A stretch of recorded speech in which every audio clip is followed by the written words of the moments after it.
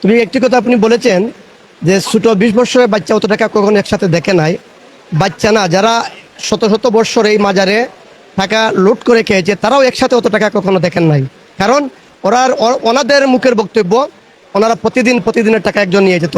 যেহেতু ওরা প্রতিদিনের টাকা ওরা নিয়ে যেত, তাহলে তো ওরা তো আর অত টাকা একসাথে দেখে নাই। ওরা যদি একসাথে অত টাকা দেখতো তাহলে সরকার এখন আর এই সুযোগ পেত না। আসলে এই সব কিছুর মূল হচ্ছেন ডিসি সরওয়ার আলম। জানি না সরওয়ার আলম সাহেব এখন কোথায় আছেন। উনি যে জেলায় যে বিভাগে যাবেন আর যে বিভাগে গিয়ে উনি হাত দিবেন সেই বিভাগটাই সুন্দর পরিচ্ছন্ন হবে, সেটা আমার বিশ্বাস।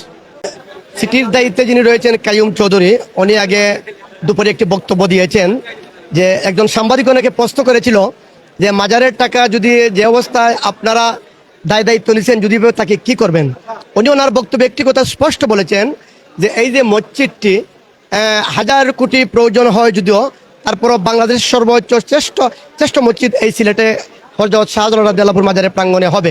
আমার বিশ্বাস যদি আজকে যদি 19 দিনে যদি 50-60 লক্ষ টাকা হয়, তাহলে 1000 কোটি টাকা খরচিয়ে এই মসজিদ বাংলাদেশের সবচেয়ে সুনামধন্য মসজিদ করতে বেশি দিনের প্রয়োজন আমি মনে করি না।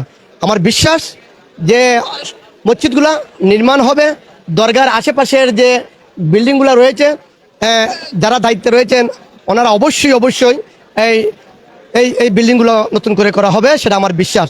আর এই বিল্ডিংগুলো নতুন করতে হযরত শাহজালাল সাহেবের মাজার প্রাঙ্গণে যে অনুদান আসে, সরকার এখানে নতুন করে অনুদান দেওয়ার কোনো প্রয়োজন আমি মনে করি না। যে দানের থেকেই এই দরগার আয় উন্নতি বিল্ডিং করতে অন্য কোনো সাহায্যের প্রয়োজন নাই। যে জনসাধারণ যে সাহায্য দিচ্ছে এটাই যথেষ্ট। আমরা চাই কিয়ামত পর্যন্ত, অনন্তকাল পর্যন্ত এভাবেই টাকা যেহেতু মালিক জনগণ দান করেছে, জনগণের এইসব আয় ব্যয়ের জানার অধিকার আছে।